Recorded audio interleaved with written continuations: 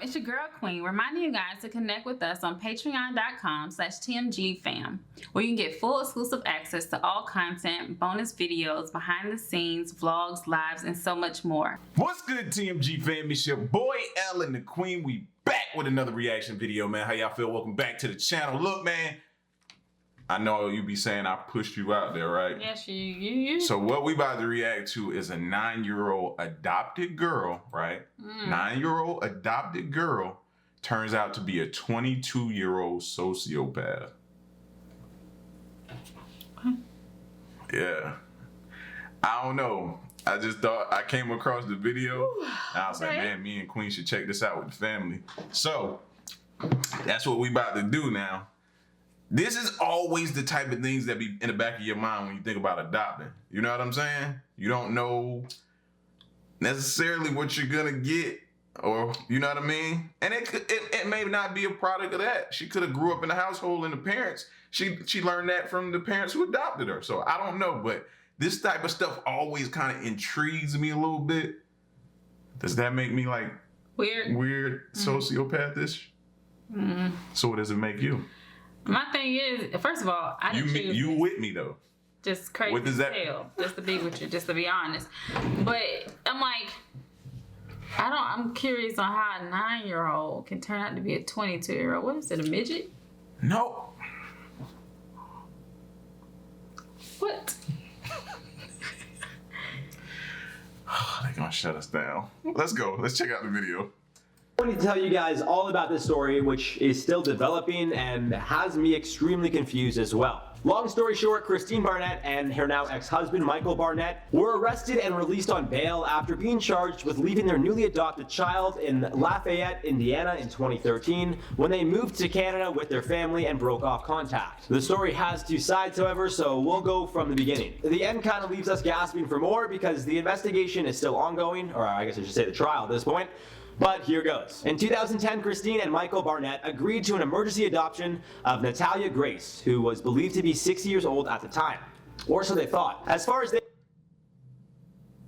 You might be right. Oh, I did not even think about... So what is the term? Is it midget or dwarf? I don't know what you call them. Did not get in trouble. I guess you'll find out. Little people. Yeah, that might be a better term. Yeah. If that's what I'm thinking this is going into... Because I'm like, how can a 9-year-old... Oh like, my how can you be 22 gosh. and you pull off you 9? Like... That's like a real life... That's a real life CHUCKY situation. Like, there's no big, like, you know, like, oh... That's a real life CHUCKY situation. Duh! That's what I'm like, how you pull that over? They were concerned when they went to the adoption center located in Florida. Natalia had been in the US for 2 years, had a Ukrainian birth certificate that read September 4th, 2003, and needed to find a new home immediately after her previous adoptive parents suddenly gave her up for an undisclosed reason. Christine explained, I quote, out of compassion for their situation, I didn't want to press them for information on what had gone wrong. Natalia was extremely nervous. You could see she was going to need a lot of support and care. We did notice immediately in the parking lot that she couldn't walk. There was nothing in the paperwork stating that. End quote. It turns out Natalia has a form of dwarfism, more specifically spondyloepiphyseal. Like any good parent, Michael and Christine showed their new addition to the family with love, taking her for ice cream and even going to Disney World to help her get more comfortable with her family. When they went to the beach for the first time as a family, Christine and Michael were shocked at what Natalia did. I quote, the boys rushed into the water and Natalia wanted to be carried into the ocean. Michael and myself were physically exhausted, so we asked her to wait just a few minutes. With that, she just got up and ran into the ocean. I remember looking at Mike and thinking, what's going on? She couldn't... Like, make this make some sense to me, please. Make this make some sense to me, please. Say something. That's some weird crap, bro. I would lose it. Like, you've been in somebody's house and like you've been portraying like you 9. I'm taking you to Disney World. I'm getting your face painted. Then all of a sudden, like I'm wiping your ass. You know what I'm saying? I'm washing you. Cause just a little child. But then you grown and you just get up and run. That's a problem. Walk a second ago and now she just got up and ran. End quote. Things went from weird. Hey, we went to bed. Do you understand? Like some parents even like, you know, and I hope don't do it like at that age. But I'm sorry if this messes up anybody who was thinking about adopting right now. It's his fault. I'm sorry if we messing it up right now. Because I'm thinking, you got to think for a child, okay, you turn out events, you know, because you got to be home with your child. They're 9, they can't walk, you know, and then she has a handicap. She just got up and started. Exactly. I would lose it. I don't know like what level, because I've been told that my face and my mouth is like totally out of control. I can see you right now. What the fuck? She wouldn't have got back in the car with me. Let's go. I know, I was just about to say you. Exactly. Part of me was like, she's supposed to be all this years. Nope, I'd have called somebody right then. She possessed. Well, just absurd when Christine gave the apparent 6-year-old a bath. According to Christine, I quote, "I was giving her a bath and I noticed that she had full pubic hair. I was so shocked. I had just been told she was a 6-year-old and it was very apparent she wasn't." End quote. Yeah. See? And that's what I'm saying. Like, who does this? Like, they're bathing her. Whoa. And you gotta go to sleep at night, make sure you lock your door. She could be up walking. Y'all thinking she in the crib, she up walking around and stuff. And then you see a silhouette of somebody walk through your house? Oh my God. Like, how do you like she kept going to school, bro. Like they kept, cause like you too older for me to be paying a babysitter, so that means you legit get on the school bus with kids eating school lunch. Yeah, no. As the days went on, Christine saw more and more evidence that her and her family may have been duped by an adult pretending to be a child, given her condition. According to Christine, Natalia would use sophisticated vocabulary way beyond her years, didn't like dolls or toys, and wanted to be in the company of teenage girls, not little children. She also didn't have a Ukrainian accent and couldn't understand her native tongue when a Ukrainian family friend came over and spoke to her in Ukrainian. Christine then started to find bloody clothing in her trash. That's called a cycle. She's no.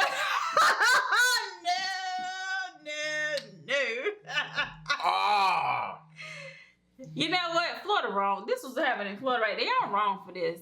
They should have did some homework. I've been yelling at you, that family's probably traumatized. You know, because you wanted a baby, and I raised 22. Evidence that Natalia was having her period and trying to hide it because she was in fact older than initially believed. Anyone see the movie The Orphan? Anyway, following the blood incident, Christine went to her family physician who ordered a bone density test to really determine Natalia's age. The results determined the girl had to be at least 14 or older, so Christine swapped her childlike clothing for clothing more appropriate for a young teen. This is when things really started to take a turn for the worse. Apparently within a year of being adopted by the family, according to Christine, their newly adopted daughter tried to harm the family more than once. As seen on a baby monitor, when Christine left the room, Natalia attacked a baby boy. In 2011, she was smearing bodily fluids on the walls and making death threats to the family. Christine even claimed she had trouble sleeping because Natalia would stand over them in bed. She had to hide all sharp objects out of fear she would try to kill them by stabbing them, and once even caught Natalia trying to... I know them things come with a receipt. Bro. I know they come with a receipt. No. That one would have went back. And I don't wake up in the middle of the night, but you do. I can see you cracking your eye and her standing over you. It wouldn't have been good for her. We'd have been at work because it wouldn't have been good for her. She would have had to go. She would have had to go. The part that killed me, they was like, they noticed her on the baby monitor. She's not a baby. No, she would have poison her coffee. Christine said, I quote, "I saw her putting chemicals, bleach, Windex, something like that in my coffee, and I asked her, what are you doing? She said, I am trying to poison you," end quote. Following these incidents, Natalia would spend about a year being treated for various psychiatric disorders, spending between days and weeks at the St. Vincent, Indianapolis Stress Center. In 2012, after Natalia allegedly tried to drag her adoptive mother onto an electric fence, she was sent to a state-run psychiatric unit under supervision long-term because she was considered a threat to others. During her treatment there, it's believed she told doctors she is much older than she appears. In January of 2012, a clinical therapist claims Natalia said she was 18. The family's primary physician, Andrew McLaren, dated a letter in March 2012 claiming Natalia's 2003 birth date was inaccurate and that she made a career out of pretending to be a young child, fooling the family as well as himself. In June of the same year, she told staff at LaRue Carter Hospital in Indianapolis that she tried to kill her family members and felt no remorse, describing it as fun. That same month, the family applied to have Natalia's age corrected on her birth certificate so she could be treated as an adult and receive proper psychiatric treatment. After going through court, it was determined by Judge Gerald S. Moore that the family's allegations were true, and Natalia's official date of birth was changed from September 4th, 2003 to September 4th, 1989. Making her legally go from 8 years old to 22 years old. That same year, the police are... 8 to 20, like you thought you had this child. You know how it is, well, we never adopted, but you know how you want this, you see it, somebody wants to adopt, they're hoping to get this beautiful bundle of joy, and you thought this is a real life Chucky situation minus the dog. That's crazy. That's crazy. Who wants to adopt? Anybody? You? That is beyond crazy. Anybody want to adopt? That is beyond crazy.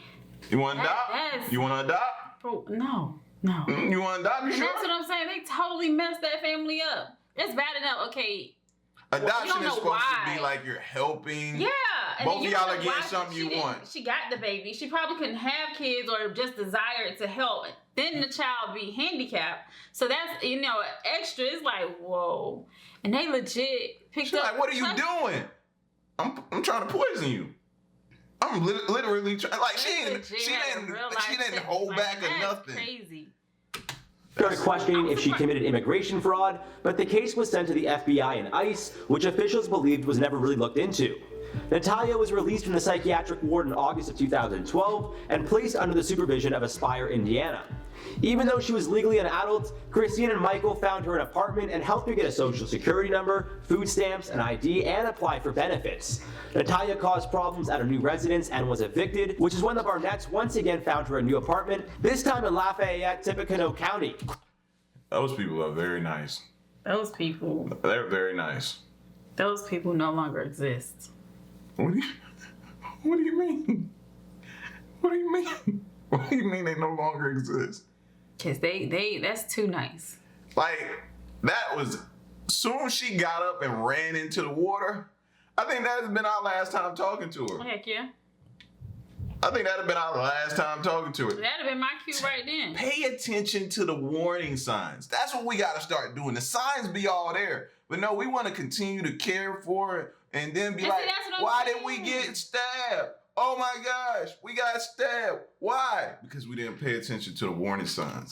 Christine stayed in contact with Natalia despite all the stuff she put her family through and even made a plan to enroll her in school to help her get a high school diploma. Christine explained, I quote, "I said I've been taking care of you as an adult. I will do one more year of financial aid, the exact same thing I'm doing for all of my children. I co-signed the lease and paid for the rent up front for a year. I did everything you would do when you send your child off to college. I helped her with her groceries and bought furniture at Target for her. I was optimistic. She had a concrete plan for her life. She had food stamps. She had social security income for the rest of her things. She had demonstrated she was able to live," end quote. Now this was in 2013 when Christine also released a book about her son, Jacob, who suffers from autism but is considered a physics prodigy. That same year the family moved to Waterloo, Ontario, Canada, so a 13-year-old Jacob could go to school at the Parameter Institute for Theoretical Physics. When the family moved, they left Natalia, who was legally 22 at the time, in her new apartment. At this point, Christine claims she lost contact with Natalia and feared she stopped taking her medication and was posing as a child for a new, unsuspecting family. Christine did, however, get a letter in the mail saying that Natalia changed Michael from the beneficiary of her social security income to someone else. Now here's where things get crazy. The Tippecanoe County Sheriff's Department claims the family abandoned their underage daughter, claiming that a Dr. Riggs at the Peyton Manning Children's Hospital carried out a bone density test on Natalia in June 2010 that revealed she was approximately 8 years old. Another test, which occurred 2 years later at the same facility, claimed she was around 11. I know 2 years from 8 is 10, but maybe it was 2.5 years. It was approximate, so who knows. Regardless, in 2014, Natalia actually went to the cops and claimed her parents had abandoned her and moved to Canada. In that same year, Michael left Christine, moved back to Indiana, and remarried. Why they waited 5 years to act on this case is still undetermined. But after they visited Michael for about 3 hours on September 5th, 2019, he allegedly admitted that he knew all along Natalia was indeed a minor, and that Christine told Natalia to tell other people she looks young but was actually 22. However, Michael's lawyer claims this information is inaccurate, saying, I quote, "The police affidavit is not true. Michael never said he knew Natalia was a child. Police knocked on Michael's door, and he spoke to them for 3 hours without an attorney present. The statements he gave were clearly taken out of context. My client and I have absolutely no idea why the district attorney has chosen to level these accusations against my client and Christine. The affidavit has been very selective in the medical reports it has chosen to cite," end quote. As of now, the whereabouts of Natalia are currently unknown. It's presumed she's about 30 years old, and the last time she was seen was by Michael in 2016 at a Tippecanoe Circuit Court when another couple tried to legally become Natalia's guardians. After it was objected by the Barretts, who claimed she was really an adult, the couple dropped their guardianship petition. Now here's where things get even crazier, as if this story wasn't wacky enough. In court, when it was proven that Natalia was actually 22, the lead investigator who's charging Michael and Christine with crimes against a child was there when the decision was made. So why he's trying to move forward with his allegation? What? This family just went through like, oh, All wow. because we tried to adopt this little Chucky being. I told y'all before, helping. It seems like sometimes when the people that help people always get die, get hurt. Like, that's ridiculous. That's ridiculous. Is beyond anyone. The state of Indiana is trying to charge this couple with crimes against a child, even though the state's same courts have determined Natalia is most definitely not a child. Christine surrendered to authorities on September 19th and was released after posting a $5,500 bond. Michael did the same thing the day before, posting a $5,000 bond to be released. He was in court on September 24th to state his case, but as of now, the investigation, or I guess trial, is ongoing. And that wraps this one up, guys. Yeah. I never, ever heard anything like that in my entire life. That's They just crazy. ruined adoption from any. Like, she has pubic hair. How can you, like imagine you washing your daughter and daughter you just adopted and you like, girl, you need to shave. What's wrong with you? I can see you come into the bedroom to me saying, hey, but you would come in and lock the door, right? I know you. I know how you operate. You come in and lock the door and you get on the bed. You be like, hey, something ain't right. Something ain't right. I feel something. I trust my instinct. No, she gotta go back. I'll be like, but we just got her. She gotta go back. The same way that other family returned her without an explanation, I'd have returned with an explanation. I don't want it. You figure out what it is, and then you let me know, or let whoever know that want to help. Just like the Chucky doll. They brought the Chucky doll in the house and things start happening. You're not gonna take her in the water and she gets up and run. I'd have left her right out there. They'd have got me for abandonment right then, child. They'd have got me right then. She'd have came back from the water and been like, relocated, changed my name. See, that's the thing. They kept being nice to her. Like, as long as they was there, just heck nah. I can't. This is crazy, bro. This has got to be one of the best videos I've ever seen, because this is one of the craziest things I've ever heard. Nah, I don't like this, because this is too real. I like this. No. I don't like this. Y'all get at us in the comment section and let us know, is this the craziest thing you've ever heard? This is wild, man. Like, I gotta, like, we gotta do some research on this. Because, man, she could be living next door or something like that, man. Right. You know what I'm saying? Like, this is crazy. Y'all get at me in the comment section. Let me know what y'all think. Leave a like. Share the video so we can get this video out there. Share this. Like this. Get the thumbs up so we can get this video out there. And stick around and stay tuned, man. It's your boy Ellen Queen, who will not be adopting. We good here. We don't need to adopt. We got quota. We got quota, right? The 2 kids is quota, right? They actually put the little notice. Till the next reaction video, man. We out. Peace. Y'all stay solid. And be careful if you adopt. Hey. You're so wrong.